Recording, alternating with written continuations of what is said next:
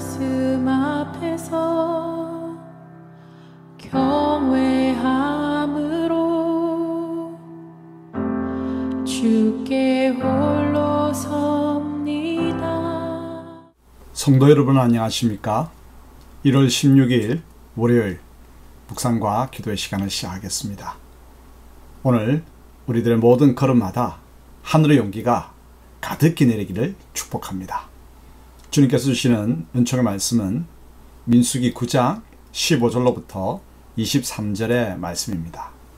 성막을 세운 날에 구름이 성막 곧 증거의 성막을 덮었고 저녁이 되면 성막 위에 불 모양 같은 것이 나타나서 아침까지 이르렀으되 항상 그러하여 낮에는 구름이 그것을 덮었고 밤이면 불 모양이 있었는데 구름이 성막에서 떠오르는 때에는 이스라엘 자손이 곧 행진하였고 구름이 머무는 곳에 이스라엘 자손이 진을 쳤으니 이스라엘 자손이 여호와의 명령을 따라 행진하였고 여호와의 명령을 따라 진을 쳤으며 구름이 성막 위에 머무는 동안에는 그들이 진영에 머물렀고 구름이 성막 위에 머무는 날이 오랠 때에는 이스라엘 자손이 여호와의 명령을 지켜 행진하지 아니하였으며 혹시 구름이 성막 위에 머무는 날이 적을 때에도 그들이 다만 여호와의 명령을 따라 진영에 머물고 여호와의 명령을 따라 행진하였으며 혹시 구름이 저녁부터 아침까지 있다가 아침에 그 구름이 떠오를 때에는 그들이 행진하였고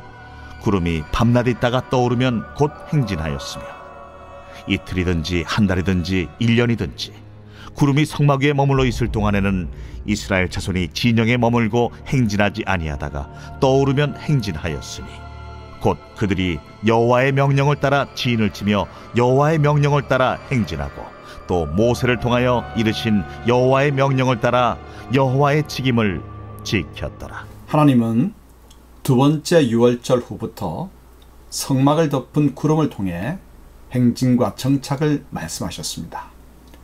이스라엘은 구름을 통해 말씀하시는 하나님의 명령을 따라서 약속의 땅으로 행진하였죠. 그럼 하나님의 명령을 따라서 이 부분 살펴볼까요?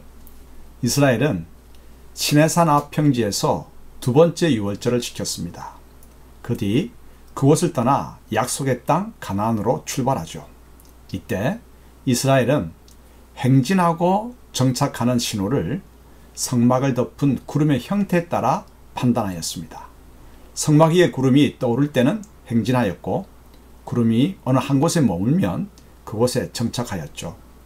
성막 위의 구름은 하나님이 이스라엘 백성과 함께 하심을 보여주는 가시적 증거였고 하나님의 뜻을 전달하는 매개체였습니다. 그래서 이스라엘은 구름이 하루 만에라도 떠오르면 행진하였고 한 달이든 1년이든 머무르면 그곳에 진영을 펼쳤습니다. 오늘 본문에는 여호와의 명령을 따라 라는 말이 8번이나 반복합니다. 이처럼 하나님은 성막 위의 구름을 통해 주님의 뜻을 전하셨고 이스라엘은 자신의 형편과 환경을 고려하지 않고 오로지 구름을 통해 말씀하시는 하나님의 명령을 따라서 움직였습니다. 척박하고 위험한 광야에서 장정만 60만 명이 넘는 이스라엘이 생존할 길은 거의 희박하죠. 어디서 마실 물과 먹거리를 구할 것입니까? 게다가 군대 조직으로 전환했지만 길게 늘어서 이동할 때 외적들이 선두와 후미 그리고 중앙의 양옆에서 동시에 공격하면 어떻게 감당할 것입니까? 하지만 하나님이 인도하시는 명령에 순종하면 거칠고 위험한 광야라도 가장 안전한 길이 됩니다. 지금 내 삶은 무엇을 기준으로 움직이는가요? 현재의 환경이나 세상의 가치나 나의 기호에 따라 움직이지는 않습니까? 우리 삶은 철저히 하나님의 말씀에 따라 행진하거나 정착해야 하지 않겠습니까? 기도하겠습니다. 하나님 아버지, 저희는 무엇을 기준 삼아 행진하거나 정착합니까? 나의 기호나 환경이나 세상 가치에 따라 움직이는 옛 삶 그대로가 아닙니까? 이제는 돌이키고자 합니다. 하나님 앞에 앉아 주님의 말씀을 듣고자 합니다. 하나님의 말씀 앞에 앉아 말씀을 통해 들려주시는 주님의 뜻을 발견하고자 합니다.